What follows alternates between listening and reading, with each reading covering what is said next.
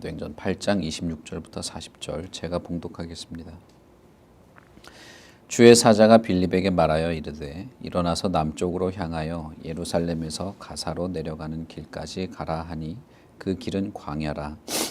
일어나 가서 보니 에디오피아 사람 곧 에디오피아 여왕 간다게의 모든 국고를 맡은 관리인 네시가 예배하러 예루살렘에 왔다가 돌아가는데 수레를 타고 선지자 이사야의 글을 읽더라. 성령이 빌립더러 이르시되 이 수레로 가까이 나아가라 하시거늘 빌립이 달려가서 선지자 이사야의 글을 읽는 것을 듣고 말하되 읽는 것을 깨닫느냐.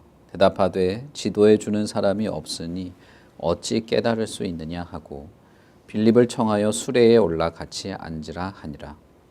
읽는 성경 구절은 이것이니 일렀으되 그가 도살자에게로 가는 양과 같이 끌려갔고 털 깎는 자 앞에 있는 어린 양이 조용함과 같이 그의 입을 열지 아니하였도다. 그가 굴욕을 당했을 때 공정한 재판도 받지 못하였으니 누가 그의 세대를 말하리요. 그의 생명이 땅에서 빼앗김이로다 하였거늘 그 네시가 빌립에게 말하되 청컨대 내가 묻노니 선지자가 이 말한 것이 누구를 가리킴이냐. 자기를 가리킴이냐 타인을 가리킴이냐. 빌립이 입을 열어 이 글에서 시작하여 예수를 가르쳐 복음을 전하니 길 가다가 물 있는 곳에 이르러 그 네시가 말하되 보라 물이 있으니 내가 세례를 받음에 무슨 거리낌이 있느냐. 이에 명하여 수레를 멈추고 빌립과 네시가 둘 다 물에 내려가 빌립이 세례를 베풀고 둘이 물에서 올라올새 주의 영이 빌립을 이끌어 간지라. 네시는 기쁘게 길을 가므로 그를 다시 보지 못하니라. 빌립은 아소도에 나타나 여러 성을 지나다니며 복음을 전하고 가이사랴에 이르니라. 아멘.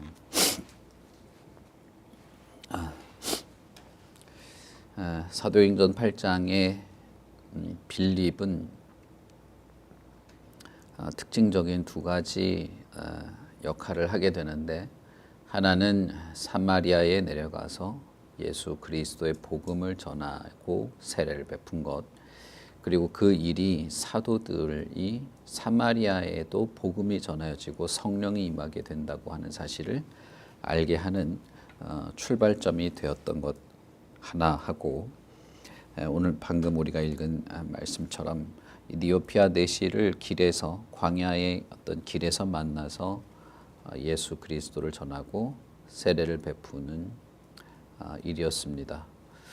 그리고 40절에 보면 빌립은 아소도의 여러 성에 다니며 복음을 전했고 가이사랴에까지 가서 복음을 전했다 라고 하는 말로 빌립의 사역이 마무리되고 있습니다.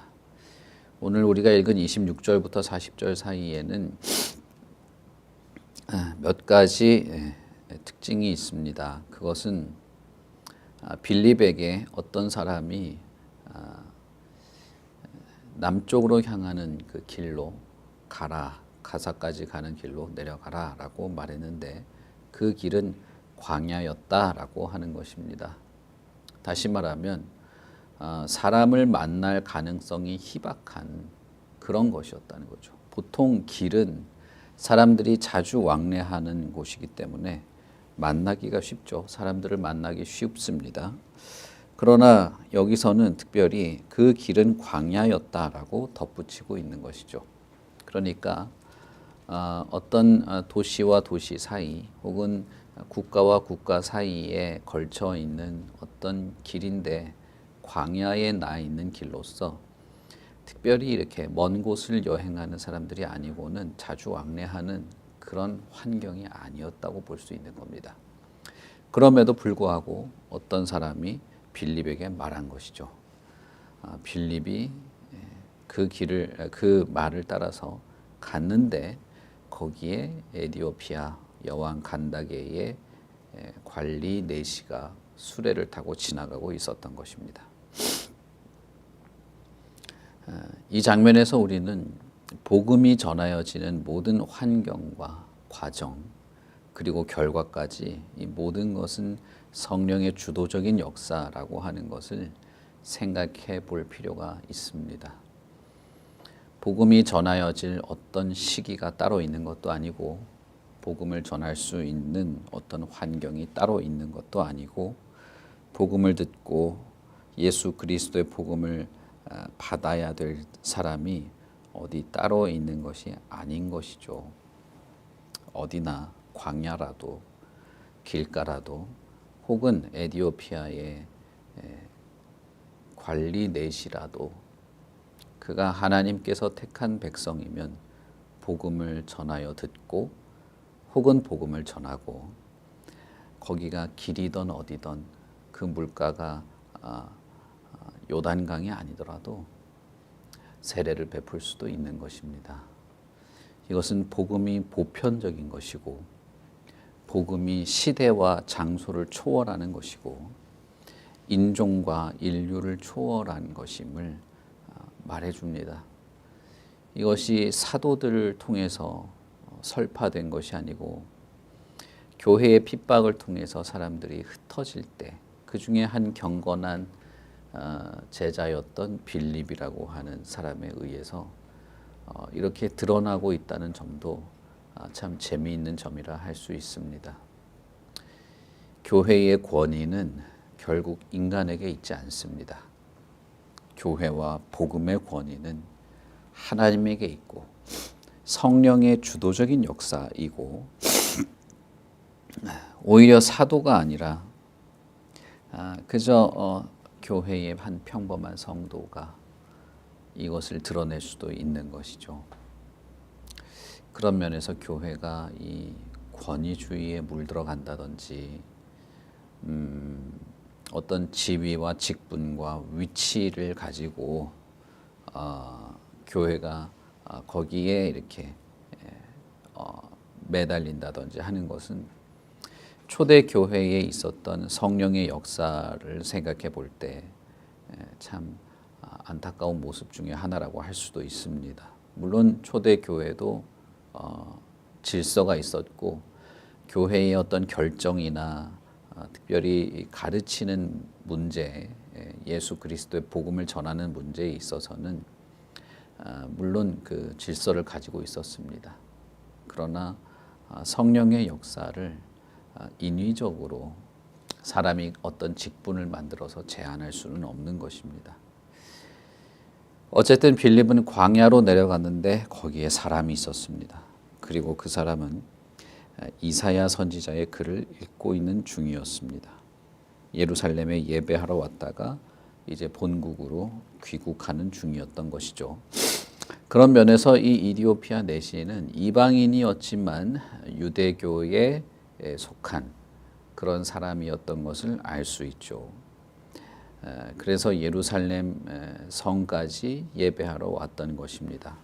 그러나 이 사람은 유대교인으로서 예배를 드리고 제사를 드리고 성경을 읽으면서도 그 뜻을 이해하고 있지 않았습니다. 왜냐하면 전하여 주고 지도해 주는 사람이 없었다라고 하는 것이죠. 성령은 빌립더러 수레로 가까이 가라라고 했고 빌립은 수레로 달려가서 당신이 읽는 글이 무슨 뜻인지 아십니까? 라고 묻게 됩니다. 자, 여기서 우리는 복음이 전하여지는 것을 누구도 막을 수 없는 이것은 하나님의 뜻이고 이 시대와 어떤 영향력도 복음을 막을 수 없다는 것을 생각해 봐야 합니다.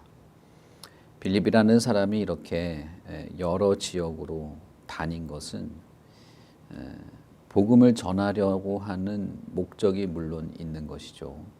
그러나 그것은 오히려 핍박에 의해서 하게 된 일이기도 한 것입니다. 그것은 복음을 전하지 못하도록 하려는 핍박이었죠.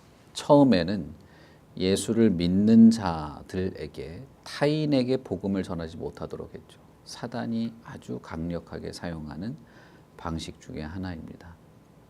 그런데 그렇게 경고했음에도 불구하고 복음을 전하려고 하자 아예 감옥에 가두어서 물리적으로 복음을 전하지 못하도록 하는 핍박을 하게 됩니다. 이 핍박은 어쨌든 예수 믿는 자들을 감옥에 가두던 죽이던 어떻게 협박을 하고 위협을 하던 이 모든 핍박은 한 가지 목적밖에는 없어요. 예수를 믿지 못하게 하려는 것이 아니고 복음을 전하지 못하도록 하려는 것입니다. 제가 지난번에 말씀드린 것처럼 중국 같은 공산국가도 예수를 믿는 것에 대해서 내가 교회 다니고 뭐 어쩌고 저쩌고 하는 것에 대해서 터치를 하지 않습니다. 다만 내가 누군가에게 가서 복음을 전하는 것을 금지하고 있는 것뿐이죠. 그러나 그것이 기독교의 가장 핵심이고 교회를 가장 효과적으로 파괴할 수 있는 방법입니다. 너 예수 믿지 마라 이런 말은 하지 않는 거예요. 예수를 전하지 말라라고 하는 것이죠. 교회에 대한 핍박도 마찬가지입니다. 교회를 못 살게 굴고 성도들을 가두고 죽이고 하는 모든 것의 초점은 복음을 전하지 못하도록 하는 것입니다. 그러므로 이 교회가 핍박을 받아서 뿔뿔이 흩어질 때 이들은 어쩌다 보니까 흩어지게 됐고 어쩌다 보니까 복음도 전하게 됐고 어쩌다 보니까 확장도 됐고 하는 것이 아닙니다.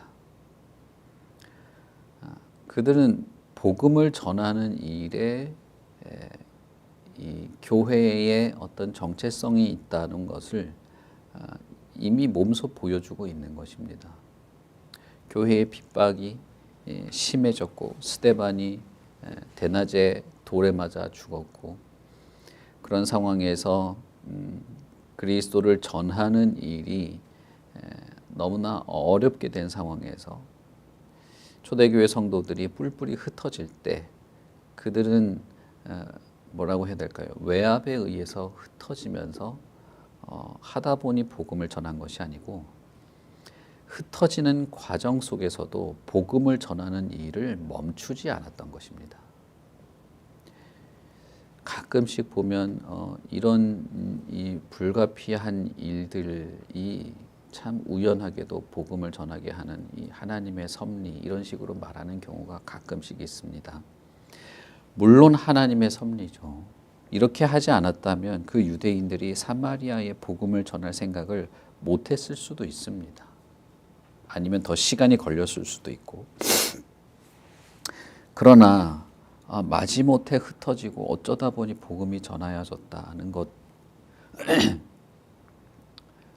것이 아니고 이들은 복음을 전하기 때문에 핍박을 받았고 그 핍박 때문에 흩어지는 상황이 펼쳐졌지만 그럼에도 복음을 전하는 일은 포기하지 않았던 것입니다. 어디를 가든 그렇게 했던 것이죠. 빌립도 마찬가지죠. 빌립도 여기서 사람을 만나게 됐고 그 사람을 만나서 가까이 다가가서 말을 전하게 하는 모든 과정은 성령이 이 사람을 주도적으로 이끌어간 결과입니다. 그리고 어떤 상황에서든 이 사람이 복음을 전하는 일은 누구도 막을 수 없었던 것입니다. 그리고 여기서 마지막으로 우리가 살펴볼 내용은 이 이디오피아의 내시가 대답한 내용입니다. 31절에 보시면 지도해 주는 사람이 없으니 어찌 깨달을 수 있는가. 그렇게 하고 빌립을 청하여서 수레에 올라서 같이 앉게 됩니다. 그리고 구약의 이사야 선지자의 글을 질문을 하게 되죠. 자신이 읽고 있는 이 내용이 도대체 누구를 말하는 것입니까? 선지자 자신입니까? 아니면 누구 다른 사람입니까? 빌립이 이 구약의 이사야 선지자의 글로부터 시작을 해서 예수를 전하고 복음을 전하고 세례를 받고 물에서 올라올 때 주의 영이 빌립을 또 어디론가 이끌어가고 이 내시는 기쁘게 자신의 길을 가게 되는 것으로 이 이야기가 마무리되게 되죠. 자, 여러분 이것이 이 사도행전 8장 빌립의 사역 마지막에서 특징적인 부분 중에 하나인데 그것은 복음을 전하는 것을 성경을 풀어서 설명하는 것으로 이렇게 우리에게 알려주고 있다는 점입니다. 예수 그리스도에 대한 내용이 구약의 성경에 있는 내용이고 구약의 성경을 풀어서 설명한 것, 하나님의 말씀을 전하고 가르친 것, 그것이 복음 전도였다는 것입니다. 어제는 제가 복음을 전하는 것, 우리가 전도를 하는 것은 나의 삶에서 진솔하게 경험된 하나님과 그리스도에 대한 나의 진솔한 삶을 꾸밈없이 전하는 것이 전도라고 말씀드렸습니다. 그러나 또 하나 거기에는 중요한 핵심이 있는데 전도, 복음 전도는 결국 하나님의 말씀, 성경의 말씀을 잘 이해하도록 전하고 가르치는 것이 전도인 것입니다. 그런 면에서 여러분, 우리가 교회에서 하는 모든 말씀을 읽고 나누고 그 내용에 대해서 깊이 묻고 묵상하고 이렇게 서로 전하는 것도 전도일 수 있죠. 주일날 제가 여기서 설교하는 것도 전도인 것입니다. 빌립은 이디오피아 내시에게 구약의 이사야서를 설명해 주기 시작한 것이죠. 결국 말씀을 풀어서 가르친 것입니다. 논리와 설명과 기승전결과 그 내용의 핵심, 예수 그리스도에게까지 그 모든 과정들을 자세히 펼쳐놓은 것이죠. 성령의 충만한 일이 있었을 때 베드로가 다락방에서 나가서 거기 모인 전 세계에서 모인 사람들에게 설교를 할 때 그는 시편을 설교했습니다. 다시 말하면 성경을 가르친 것이죠. 그것이 성령 충만의 역사였고 복음 전도였고 하나님의 말씀을 듣고 이해하고 배우면서 그에게 참된 믿음의 역사가 시작되었던 것입니다.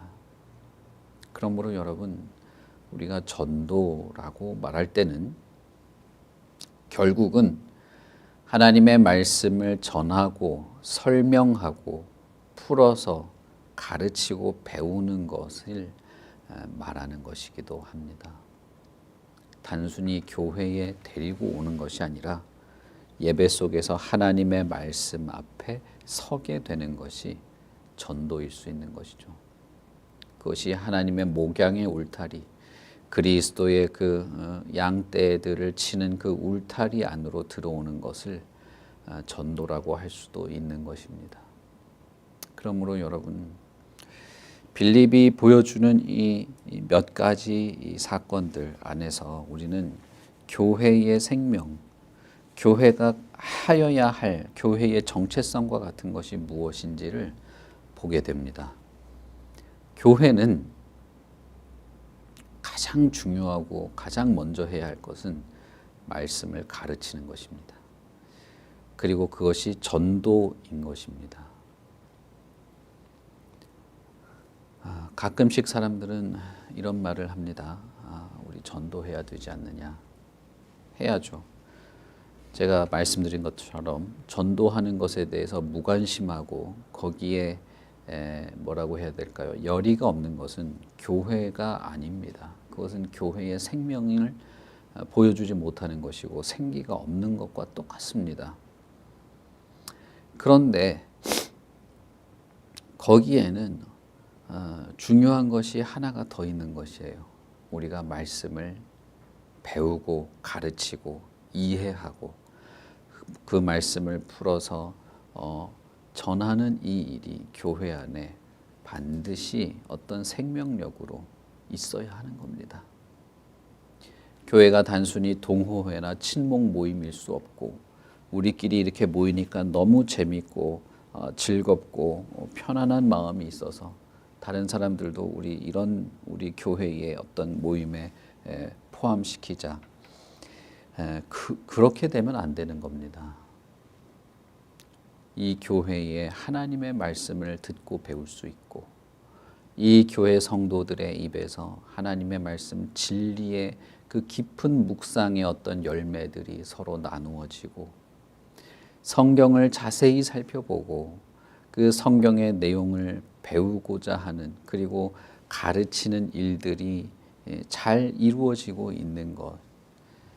그러므로 우리 교회가 복음의 진심이고 하나님의 말씀을 전하는 일에 진지한 태도로 우리의 삶의 영역에서 그리고 세상을 향하여서 복음을 전한다고 하는 그런 것이 있어야 하는 것입니다. 그러므로 여러분 성경을 읽으십시오. 성경을 읽고 묵상하고 배우고 가르치고 지도를 받고 알고 예수 그리스도를 참되게 믿는 것을 하여야 하는 겁니다.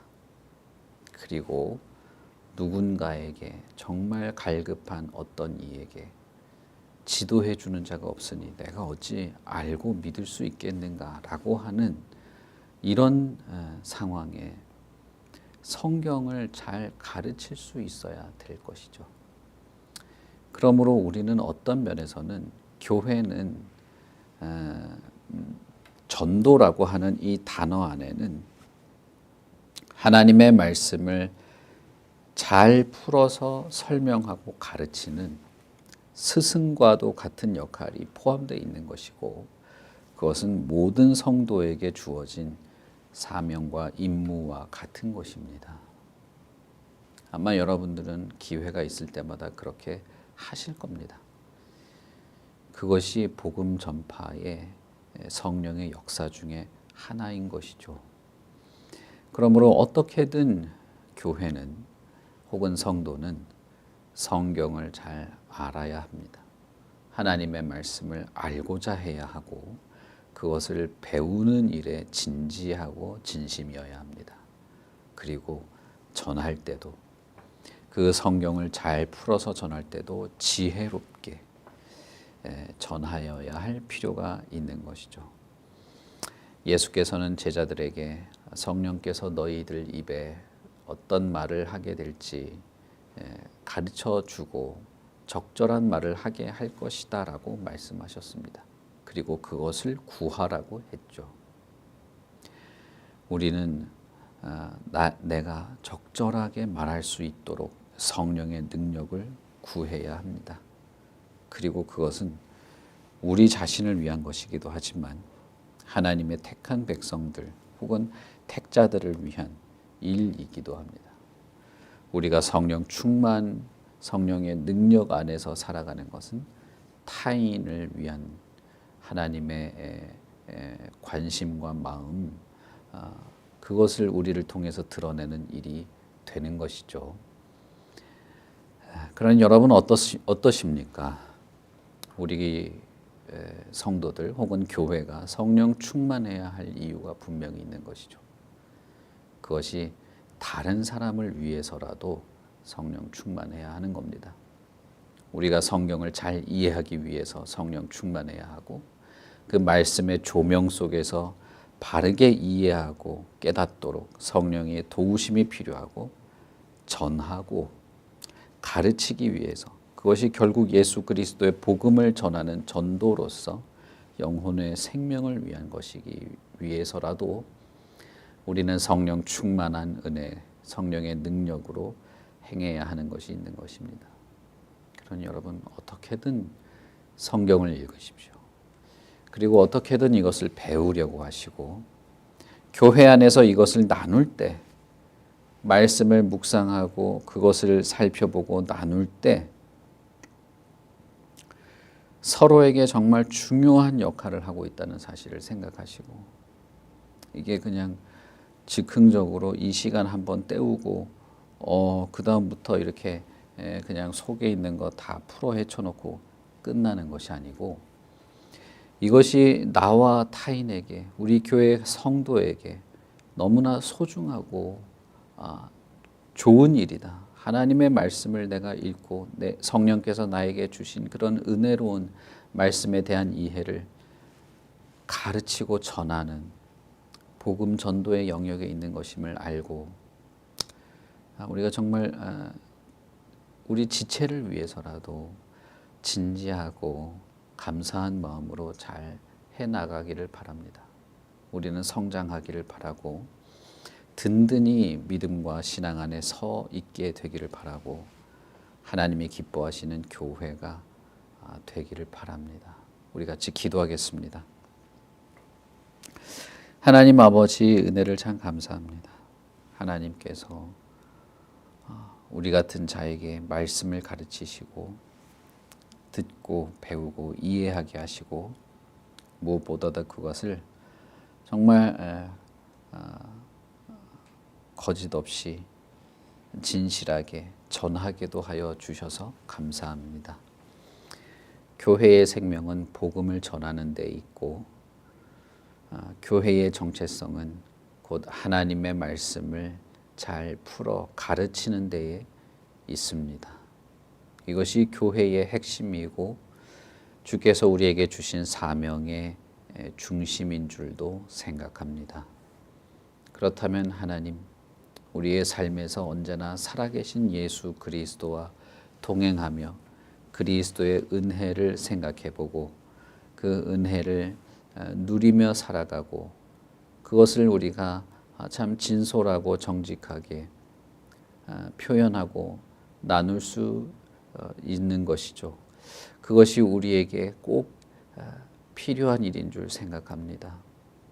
그러나 또 한 가지, 하나님의 말씀을 듣고 읽고 배우고 깨닫고 그것을 지혜롭게 가르치는 일도 우리에게 꼭 필요한 것인 줄 믿습니다.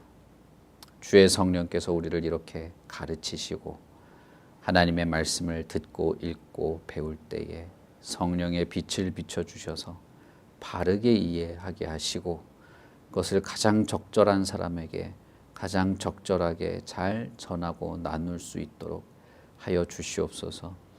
참사랑 교회에서 하는 모든 말씀의 가르침과 전파, 나눔과 가르침들이 참 우리 모두에게 유익한 일이 되게 하시고 그것이 결국은 하나님께서 구원할 자들에게까지 미치는 참 구원의 역사로까지 이루어지게 하여 주시옵소서.